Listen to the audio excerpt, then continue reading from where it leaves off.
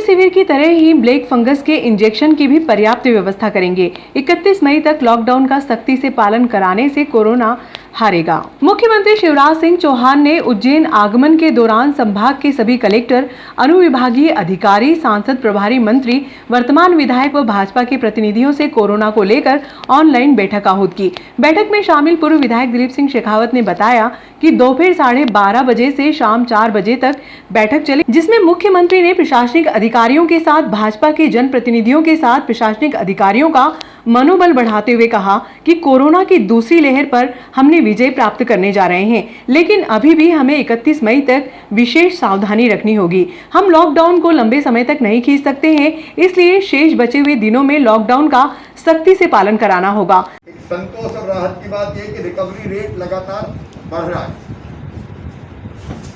आने वाले प्रकरणों की संख्या लगातार घट रही है। हम लोग अब देख रहे हैं कि अस्पताल हो या Covid care centre, oxygen bed हो, आईसीयू बेड हो, सामने आया है। हम ब्लैक फंगस का इलाज भी निःशुल्क करेंगे। ये स्टेरॉइड के ओवरडोज के कारण भी समस्या पैदा हुई है, कुछ और कारण हो सकते हैं।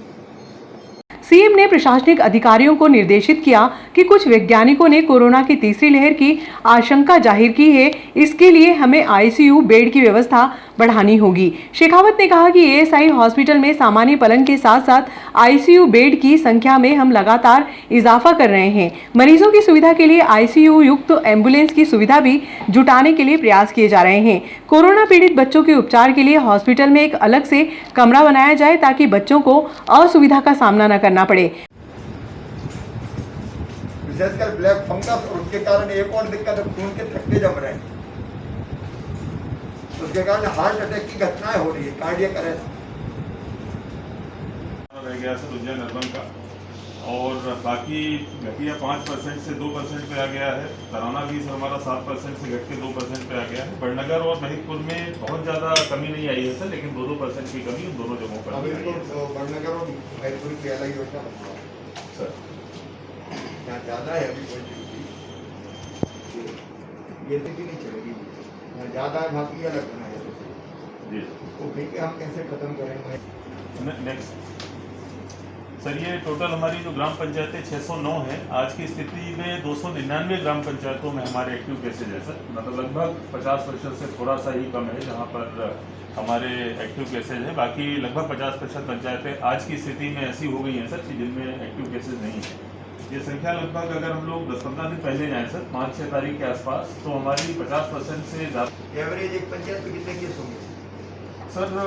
एवरेज तो कहना सर इसलिए मुश्किल है सर, जैसे जो शहर के आसपास की पंचायतें हैं, कई सारी ऐसी भी हैं जहाँ 15-15, 20-20। वहीं ब्लैक फंगस जैसी बीमारी से निपटने के लिए जिला स्तर पर अलग से कक्ष बनाए।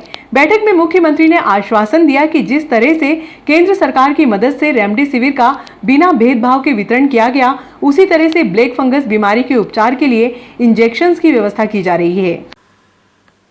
आज मध्य प्रदेश के यशस्वी मुख्यमंत्री माननीय शिवराज सिंह जी चौहान ने उज्जैन संभाग की कोरोना जैसी महामारी की समीक्षा करी।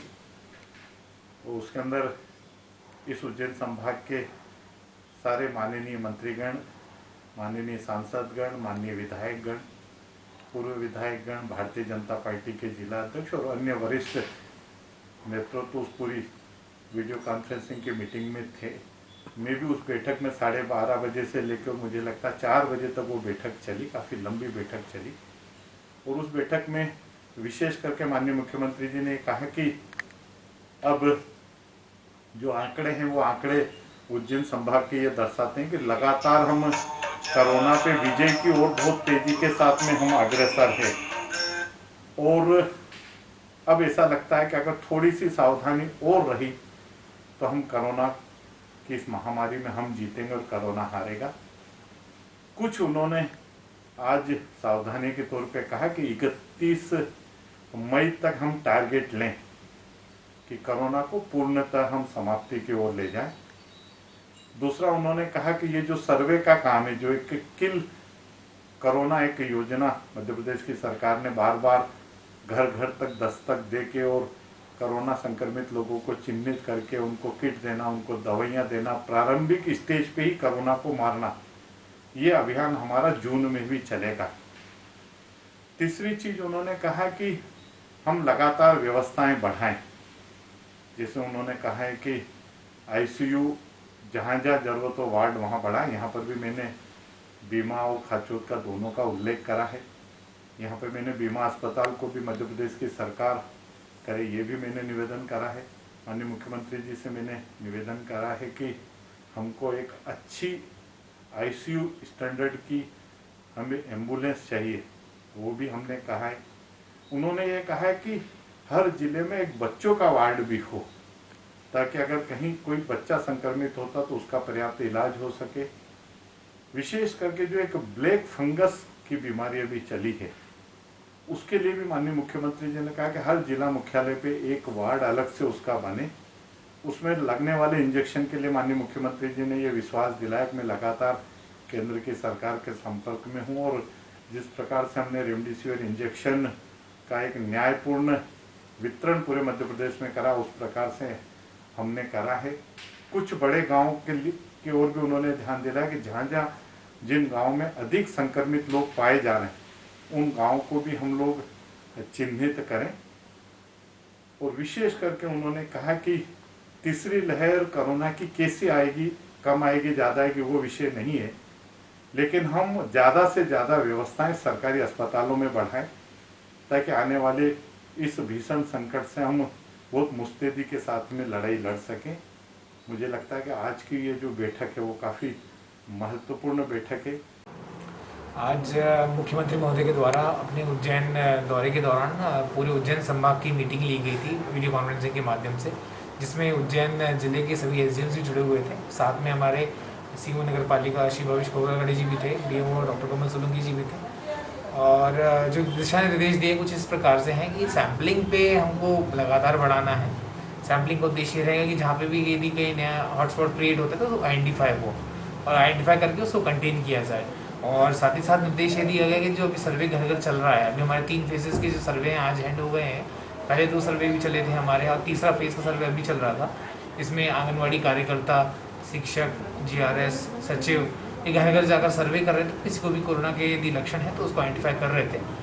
माननीय मुख्यमंत्री जी का यह निर्देश है कि 31 तारीख तक इसको और बढ़ाया जाए, जिससे कि उद्देश्य केवल ये है कि जो जिसमें भी थोड़े बहुत यदि लक्षण होते हैं शुरुआती स्टेज में ही वो आइडेंटिफाई हो जाए, ये उनका कहा गया।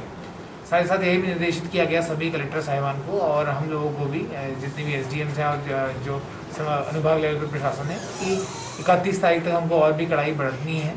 क्योंकि लॉकडाउन जो है इसको बहुत लंबा नहीं खींच सकते हैं, इंडेफिनिटली इसको आगे कंटिन्यू कर सकते हैं। इसलिए ज़रूरी है कि जब भी हम लॉकडाउन करें तो बहुत ही प्रभावी लॉकडाउन हो, लोग सोशल डिस्टेंसिंग का पालन करें, मास्क वगैरह का उपयोग करें। ये सब चीज़ों का बहुत ध्यान रखना है। किसी भी प्रकार से शादी ब्याह की परमिशन नहीं दी जाएगी और पूर्ण रूप से प्रतिबंधित रहेंगे। यदि पाया जाता है तो उसमें कड़ी कार्रवाई की जाएगी। और यदि किसी की मृत्यु होती है तो उसमें भी कम से कम लोग संख्या मैक्सिमम 5 से 10 लोग उसमें रहें, ऐसा निर्देशित किया गया था। उसके साथ साथ एक और चीज़ जो निकल गई वो ये थी कि कहीं ना कहीं जो वैक्सीन की थी थोड़ा शॉर्टेज आ रही थी, इतनी डिमांड थी, उसके कंपैरिजन में उतनी सप्लाई नहीं हो पाई। तो इसलिए निर्देशित ये किया गया कि हमको ये इंश्योर करना है कि एक भी वैक्सीन का डोज है वो वेस्ट ना हो। एक रिजर्व की लिस्ट मेडिकल की टीम्स तैयार रखें। यदि जैसे एक वाइल है उसमें 10 डोज आते हैं, यदि 7 से 8 लोगों को लग गया है और 2 डोज बच जाए तो एक रिजर्व की लिस्ट से 2 नाम उठाए जाए, उनको वैक्सीन का डोज लगाया जाए। ये बहुत ही जीवन रक्षक ये वैक्सीन के डोजेस हैं, इसलिए ज़रूरी है कि हम इसका वेस्टेज ना होने दें। इसके अलावा एक और महत्वपूर्ण चीज़ वो निकल की है ये कि उन्होंने ये बताया कि जो 3rd वेव है, जो कुछ वैज्ञानिकों के द्वारा बताया गया कि ऐसी संभावना हो सकती है कि 3rd वेव आए, तो उसके लिए भी हमको तैयारी करने के लिए कहा गया है, सभी को निर्देशित किया गया है। तो मुझे लगता है जहाँ तक हमारा बीमा अस्पताल बन गया है, 24 बेड की शुरुआत हमने की थी। आने वाले दिन में हम लोग 16 बेड्स और बढ़ाने जा रहे हैं और उसके बाद 24 और आईसीयू बेड्स भी। तो सर सीएम मोदी का ही निर्देश था कि जो 3rd वेव है उसके लिए हम लोग पूर्ण रूप से तैयार रहें और उसके अनुक्रम में हम लोग तैयारी लगातार जारी रखें, जिससे कि 3rd वेव यदि आती भी है, कितनी भी बड़ी या छोटी क्यों ना, हम उसके लिए वेल इक्विप्ड रहें। और ये बहुत अच्छा समय है कि हम जितने मेडिकल संसाधन जुटा सकें और आने वाले टाइम में भी हमारे लिए बेनिफिशियल रहेगा। Thank you sir. लॉकडाउन का सख्ती से पालन कराने के लिए पुलिस अब मुख्य मार्गों के साथ साथ मोहल्लों में भी पेट्रोलिंग करने लगी है। बुधवार की दोपहर पुलिस ने मोहल्लों में अनावश्यक रूप से 2 पहिया वाहन लेकर घूमने वालों से बाइक जब्त कर थाना परिसर में खड़ा किया। टीआई श्यामचंद्र शर्मा के अनुसार 1 दर्जन युवकों से बाइक जब्त कर धारा 188 के तहत कार्रवाई की गई।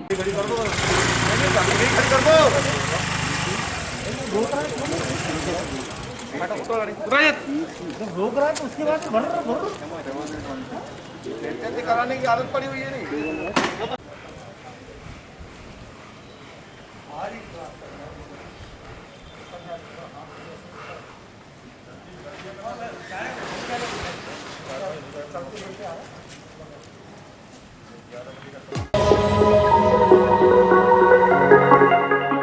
खासरोद नागदा मार्ग पर उमरना फाटक के बंद रहने से परेशानियों का सामना करना पड़ रहा था।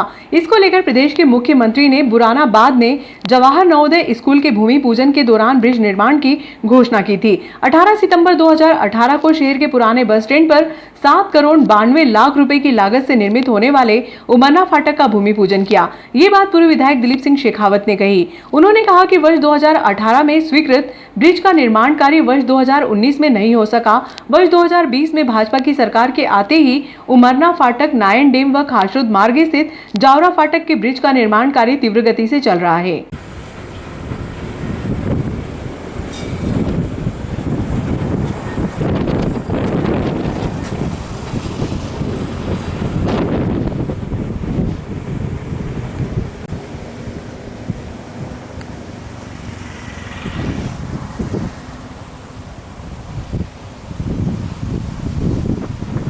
मैं जानकारी देना चाहूँगा आपको कि जब नवोदय विद्यालय में एक कार्यक्रम था और उस कार्यक्रम में माननीय स्मृति ईरानी जी जो केंद्रीय मंत्री थी उस विभाग की, और उस वक्त उस कार्यक्रम में वो भी आई थी और माननीय मुख्यमंत्री जी भी कार्यक्रम में थे।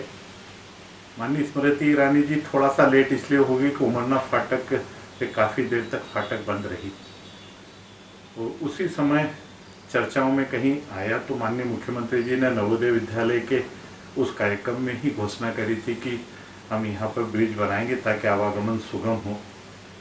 2018 में ये ब्रिज स्वीकृत हो गया था, टेंडर भी लग गए थे। मुझे ऐसा लगता है कि कांग्रेस की सरकार का जो एक चरित्र रहता है कि विकास की दृष्टि से वो बहुत ज़्यादा, मुझे लगता है कि उनका इनिशिएटिव नहीं रहता, बहुत ध्यान नहीं रहता है। और मुझे लगता है कि वही एक कारण रहा कि 2018 में जो स्वीकृत हो गया, 2019 में काम प्रारंभ होके और 2020 तक उसका आवागमन मुझे लगता है कि प्रारंभ हो जाना चाहिए था। ये बात भी सही है कि उस वक्त कांग्रेस के मित्रों ने बहुत ढोल पीटे कि माननीय शिवराज सिंह जी की सरकार जो 2013 से 18 तक रही, उन्होंने पूरा खजाना हमें खाली दिया और उसके कारण हम विकास के कार्य नहीं कर पा रहे। ये बात, अब एक बात कांग्रेस के मित्रों को मैं आज कहना चाहूँगा कि 2020 मार्च में जब माननीय शिवराज सिंह जी ने मुख्यमंत्री पद की शपथ ली, वो पूरे मध्य प्रदेश के लोगों को पता है कि उसके बाद मार्च के बाद में कोरोना जैसी महामारी ने एक अपना विकराल रूप धारण कर लिया और सरकार का बहुत बड़ा बजट उसके अंदर लगा, क्योंकि वो एक कोई अनसोची चीज थी, इतनी बड़ी महामारी थी और उसके कारण इलाज भी कराना पड़ा, स्वास्थ्य सेवाएं भी बढ़ानी पड़ी, कुछ जरूरतमंदों को राशन की सामग्री भी देनी पड़ी, कुछ लोगों कुछ जो योजना के अंदर पैसे भी डालना पड़े। 2018 के संबल की योजनाओं और 2019 के जो संबल की योजनाओं के हितग्राहियों के पैसे थे वो भी डालने थे, किसानों का गेहूं खरीदे का मामला भी था, बहुत सारी चीजें थी। लेकिन उसके बाद भी मेरा मानना रहता है कि जब दृढ़ इच्छा शक्ति होती है तो सारे लक्ष्य आसान हो जाते हैं। और अब हम आपको कोरोना वायरस से रिकवर हुए मरीजों की जानकारी दे रहे हैं। बहुत सी नेगेटिव खबरों के बीच ये खबर जरूर आपको सुकून देगी। इस डर के माहौल में खुद को सकारात्मक रखें, क्योंकि डॉक्टर्स अब इस बीमारी की तह तक पहुंच चुके हैं। हमें ये भी पता है कि इससे सावधानी किस तरह से रखें और इससे बचाव के तरीके क्या हैं। तो सावधानी रखते हुए अगर ज़रूरी है तो ही घर से बाहर जाएं, मास्क लगाइए और सैनिटाइजर यूज़ कीजिए। और हाँ, टीके जरूर लगवाइए। खुद को सकारात्मक रखते हुए ये सकारात्मक खबर आपको जरूर ऊर्जा देगी। आइए देखते हैं। नागदा निवासी युवक बीमा हॉस्पिटल में गंभीर स्थिति में एडमिट हुए थे, तब इनका ऑक्सीजन लेवल 85% और सिटी स्कैन में 55% लंग्स संक्रमित हो गए थे और तेज बुखार था। बीमा हॉस्पिटल टीम ने चैलेंज के रूप में इसे लिया और कड़ी मेहनत की। इन्हें शासकीय कोटे से निःशुल्क रेमडेसिविर के इंजेक्शन लगाए गए। आज ये पूर्ण रूप से स्वस्थ होकर डिस्चार्ज हुए हैं और इन्होंने बीमा हॉस्पिटल का आभार माना और व्यवस्था की प्रशंसा करते हुए प्राइवेट हॉस्पिटल से भी उच्च कोटि का हॉस्पिटल बताया। नमस्कार, हम लोग बीमा कोविड अस्पताल नागदा से बात कर रहे हैं। हमारे साथ एक युवा हमारे मरीज है, नागदा निवासी है। ये जब भर्ती होने आए थे तब इनका SpO2 85% था और CT स्कैन में लंग्स इन्वॉल्वमेंट 55% था। एक काफ़ी गंभीर केस था। हम लोगों ने, हमारी टीम ने इसको एक चैलेंज के रूप में लिया। आज इनकी छुट्टी हो रही है। बिना ऑक्सीजन के ये 96-97% इनका SpO2 आ रहा है और किसी तरह का बुखार या सांस लेने में तकलीफ नहीं आ रही है। आइए जानते हैं कि इन अस्पताल में कैसा क्या लगा। कैसा रहा सब यहाँ पे अभी? मेरे को बहुत अच्छा लगा। यहाँ पर सबने बहुत अच्छा उपचार करा।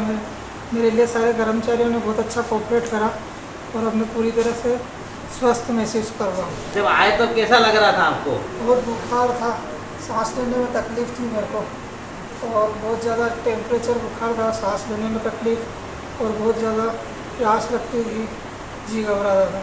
जब ये आए थे तब गंभीर अवस्था में थे। हम लोगों ने इनके रेमडेसिविर शासकीय कोटे से इनको उपलब्ध कराए और आज ये स्वस्थ होकर जा रहे हैं। हम बीमा अस्पताल इनको हार्दिक शुभकामनाएं देता है। आपको भी घर पर ही रहना है, मास्क लगा के रहना है, कमरे में अलग रहना है, बार बार हाथ धोना और दूरी बना के रहना है। बाजार में भी बिल्कुल नहीं निकलना है। बहुत सारी बधाई आपको, धन्यवाद। आपका भी बहुत बहुत धन्यवाद। नागदा निवासी महिला 10 मई को बीमा हॉस्पिटल में एडमिट हुई थी, तब स्थिति बहुत गंभीर थी। लंग्स 55% संक्रमित हो चुके थे और ऑक्सीजन 80% था। साथ ही मरीज मानसिक रूप से डरा हुआ भी था, क्योंकि एक डॉक्टर ने उन्हें कह दिया था कि आपके लंग्स बहुत ज़्यादा खराब हो चुके हैं, आप 3 दिन से ज़्यादा जिंदा नहीं रह सकेंगे। ऐसी स्थिति में टीम ने न केवल इलाज किया बल्कि मानसिक रूप से भी भरोसा दिया। शासकीय कोटे से निःशुल्क रेमडेसिविर इंजेक्शन दिए गए। परिणाम स्वरूप आज मरीज पूर्ण रूप से स्वस्थ होकर डिस्चार्ज हुए हैं और बीमा कोविड हॉस्पिटल अनवरत मानव सेवा में समर्पित है। हम लोग बीमा कोविड अस्पताल नागदा से बात कर रहे हैं। 10 तारीख को नागदा निवासी एक मरीज हमारे सामने आया था, जब इनका लंग्स इन्वॉल्वमेंट 55% था और SpO2 भी 85-88% आ रहा था।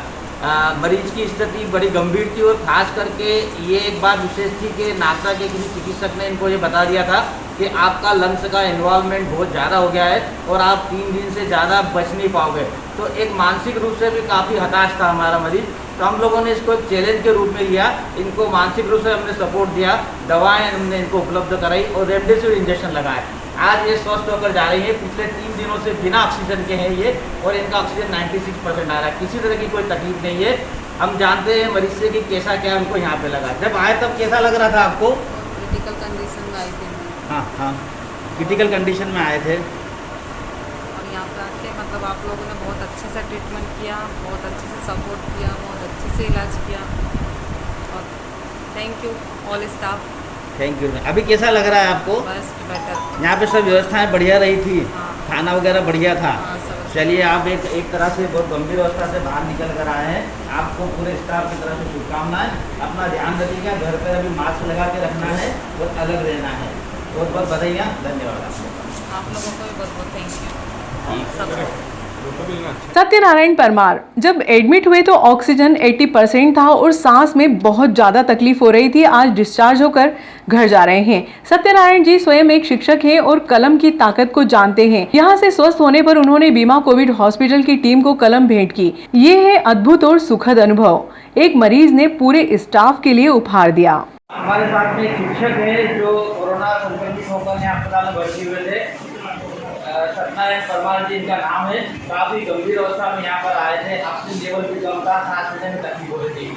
आज पूरी तरह से स्वस्थ होकर डिस्चार्ज हो रहे हैं आज, और बड़े खुशी की बात है और ये स्टाफ के लिए बड़े गर्व की बात है कि जब कोई पेशेंट ठीक होने के बाद में डॉक्टर को जीत देता है। क्योंकि सत्यनारायण जी खुद एक शिक्षक है, तो अन्य शिक्षक की महत्ता को देखते हुए एक डॉक्टर को कलम, एक पेन भेंट किया है और पेन ही हमारा हथियार है। तो हम सब लोग बड़े आभारी हैं सत्यनारायण जी के। हम आभार व्यक्त करते हैं कि उन्होंने हमारी भावना को समझा और इस तरह की जीप कमेटी है।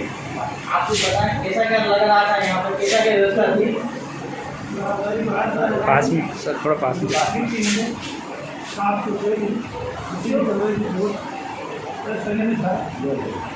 तो आने के बाद अच्छा ट्रीटमेंट मिल रहा है, अच्छा ट्रीटमेंट मिल रहा है और बहुत नाचती हूँ और आज मैं घर जा रहा हूँ। धन्यवाद साहब, बहुत बहुत धन्यवाद। धन्यवाद। वाह बहुत।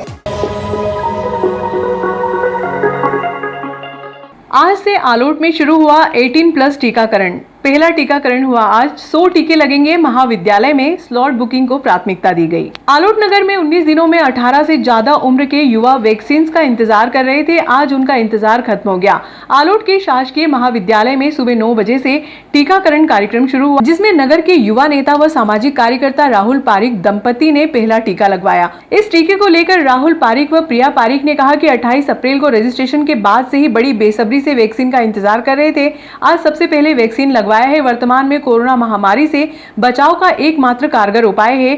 समस्त युवाओं को जल्द से जल्द स्लॉट बुक कर वैक्सीन लगवाना चाहिए और किसी भी अफवाह पर ध्यान न देते हुए सरकार व वैज्ञानिकों पर विश्वास करना चाहिए। तो जो आज टीकाकरण हुआ है, आपको पहला टीका लगा है तो आपको कैसा क्या महसूस होगा? टीका लगने के बाद हमको बहुत अच्छा लग रहा है। जब से 27-28 तारीख से सुना था कि 18+ वालों को 1 तारीख से टीके लगेंगे, तब से हम टीके का बहुत बेसब्री से इंतज़ार कर रहे थे और आज जैसे ही टीका लगा हमको बहुत खुशी हो रही है, ताकि हम कोविड-19 से लड़ सकेंगे। अब मेरी एज है 20। मैं काफ़ी टाइम से वैक्सीन लगने का वेट कर रही थी। जब से न्यूज़ आई थी तब से यही चल रहा था कि कब से वैक्सीन स्टार्ट हो रहा है। वैक्सीन लगने के बाद बहुत अच्छा लग रहा है। मैं सभी से अनुरोध करती हूँ कि वे भी वैक्सीन लगवाएं।